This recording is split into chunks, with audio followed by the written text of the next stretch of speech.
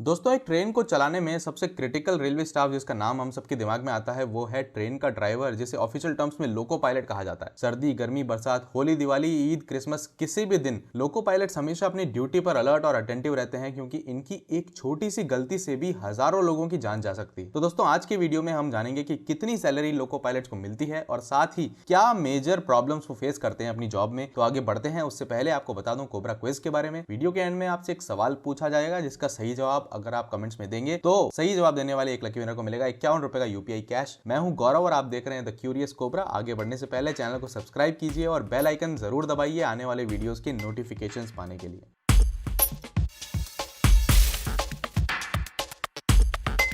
दोस्तों, लोको पायलट्स के बारे में जनरली ये कहा जाता है कि इनकी सैलरी बहुत अच्छी है, इसी के साथ इनकी जॉब भी बहुत डिफिकल्ट होती है। नॉर्मली किसी भी एम्प्लॉय की ड्यूटी, चाहे वो डे हो या नाइट हो, उसका एक फिक्स्ड रूटीन होता है, फिक्स्ड आवर्स होते हैं, जिससे उनकी एक डेली शेड्यूल्ड लाइफ बनी रहती है। मगर लोको पायलट्स नॉर्मल एम्प्लॉयज की तरह 9 to 5 का रोस्टर फॉलो नहीं करते। लोको पायलट्स को 14 दिन का एक रोस्टर दिया जाता है, जिसमें उन्हें 2 रेस्ट दिए जाते हैं और इन 14 दिनों में उन्हें 104 घंटे काम करना होता है, यानी कि ऑन एन एवरेज दिन के 8 साढ़े 8 घंटे। मगर इसका मतलब ये नहीं है कि किसी दिन अगर 8 घंटे हो गए तो उनकी ड्यूटी खत्म। ये लोग कभी 8, कभी 10 और कभी 12 घंटे तक भी ट्रेन चलाते रहते हैं। और इतना ही नहीं, नॉर्मल आदमी एक बार ड्यूटी से ऑफ होने के बाद सीधे घर जाएगा और अगले दिन आएगा। इन्हें तो सिर्फ 6 से 8 घंटे का रेस्ट देकर वापस ड्यूटी पर बुलाया जा सकता है और इन्हीं 8 घंटों में नहाना, खाना, पीना और सोना ये लोग मैनेज करते हैं। और जरूरी नहीं है कि ये रेस्ट इन्हें घर पर ही दिया जाए। एक बार घर से निकलने पर ये 3-4 दिन बाद ही वापस आ पाते हैं, जिससे इनकी फैमिली लाइफ भी काफी डिफिकल्ट हो जाती है। दोस्तों, वैसे तो एक ट्रेन में लोको पायलट्स के अलावा TT, guard, RPF staff, AC के कोच अटेंडेंट भी होते हैं जो इसी तरह की इरेगुलर ड्यूटीज करते हैं। मगर सोचने वाली बात है कि सभी लोगों की रिस्पॉन्सिबिलिटी इतनी ज्यादा नहीं होती है और ना ही उनकी जॉब इतनी स्ट्रेसफुल और अटेंटिव होती है। टीटी, आरपीएफ स्टाफ और कोच अटेंडेंट्स को तो ट्रेन में सोने के लिए बर्थ भी मिल जाती है, मगर हमारे बेचारे लोको पायलट्स के पास तो वॉशरूम तक नहीं होता है। लंच और डिनर की बात तो बाद में आएगी। दोस्तों, लोको पायलट्स की सैलरी तो मैं बता दूंगा, मगर उसकी सैलरी को रिलेटिवली समझने के लिए पहले बात करते हैं कि रेलवे के टॉप मोस्ट ऑफिसर्स की सैलरी कितनी होती है। रेलवे के ऑफिसर्स जो कि यूपीएससी सिविल सर्विसेज और इंजीनियरिंग सर्विसेज का एग्जाम पास कर आते हैं, उनकी एंट्री लेवल सैलरी 7th पे कमीशन के लेवल 10 के हिसाब से होती है लगभग 50-60 हजार रुपए। और जब ये लोग प्रमोट होते होते पूरे डिवीजन के हेड बन जाते हैं, यानी कि डीआरएम बन जाते हैं, तो करंट सिनेरियो में इनकी सैलरी होती है लगभग 1.5 लाख या 1,60,000 रुपए। और अगर हम लोको पायलट्स की बात करें तो ये जब एंट्री लेवल पर आते हैं तो इनका डेजिग्नेशन होता है ALP, यानी कि असिस्टेंट लोको पायलट, जो कि आते हैं 7th कमीशन के लेवल 2 पर। इसके हिसाब से इनकी एवरेज सैलरी होनी चाहिए कुछ 25,000 रुपए। मगर यहाँ पर रोल आता है इनकी टफ ड्यूटी का। इनकी टफ ड्यूटी के कारण रेलवेज ने इन्हें कई सारे अलाउंसेस दे रखे हैं, जिनमें सबसे बड़ा है रनिंग अलाउंस, यानी कि एंट्री लेवल के ALP को 100 किलोमीटर की रनिंग पर लगभग 300 रुपए का अलाउंस मिलता है। इसी के साथ इनको ओवर टाइम भी मिलता है जब भी इनके ड्यूटी आवर्स 14 दिनों में 104 घंटे से ज्यादा हो जाते हैं। इसके अलावा कई अलाउंस हैं, जैसे कि नाइट ड्यूटी अलाउंस, हॉलीडे पर काम करने का NH allowance, dress allowance, leave allowance etcetera, जो इनको स्पेशली दिए जाते हैं। और इन सब अलाउंसेस को जोड़कर एक एवरेज हम लें तो एंट्री लेवल के ALP को मिलते हैं 50 से 60 हजार, जो कि एक एंट्री लेवल के यूपीएससी सिविल सर्विसेज से आए रेलवे ऑफिसर के बराबर हैं। यानी कि अगर देखा जाए तो लोको पायलट की सैलरी उनके बॉस से भी ज्यादा है। अगर आप ये सुनकर शॉक्ड हैं तो ये और सुनिए, जब यही एंट्री लेवल ALP प्रमोट होते होते सीनियर लोको पायलट बन जाता है और 55 साल की उम्र ले लेता है, तो उनकी सैलरी किसी किसी केस में तो 1.5 लाख या 1,60,000 से भी ऊपर चली जाती है, यानी कि पूरे डिवीजन के हेड DRM से भी ज्यादा इनकी सैलरी हो जाती है। मगर दोस्तों, ध्यान देने वाली बात यहाँ यह है कि इनकी सैलरी इतनी ज्यादा क्यों है। वो इसलिए कि लोको पायलट की ड्यूटी इतनी टफ है। अगर इनकी सैलरी एक नॉर्मल आदमी की सैलरी जितनी ही होगी तो फिर क्यों कोई लोको पायलट बनेगा। और अगर कोई लोको पायलट नहीं बनेगा तो ट्रेन कैसे चलेगी, मैं वीडियोस किस पर बनाऊंगा और आप लाइक और कमेंट्स किस पर करेंगे। और सबसे इंपॉर्टेंट बात, फिर कोबरा क्विज का क्या होगा। दोस्तों, आज का सवाल कोबरा क्विज का यह है कि ट्रेन ऑपरेशन में सबसे डिफिकल्ट जॉब किसका है। तो अपने जवाब फटाफट से मुझे कमेंट्स में दीजिए। सही जवाब देने वाले एक लकी विनर को मिलेगा 51 रुपए का यूपीआई कैश। पिछले कोबरा क्विज में मैंने पूछा था कि 1 लीटर रेल नीर की बोतल का क्या रेट है, जिसका जवाब है 15 रुपए। और हमारे लकी विनर है ये आपकी स्क्रीन पर। विनर अपना अवार्ड लेने के लिए डिस्क्रिप्शन में दिए हुए स्टेप्स को फॉलो करें। दोस्तों, वीडियो को लाइक कीजिए, कमेंट्स में मुझे अपने रिव्यूज जरूर दीजिए और जाते जाते द क्यूरियस कोबरा को सब्सक्राइब जरूर कीजिए।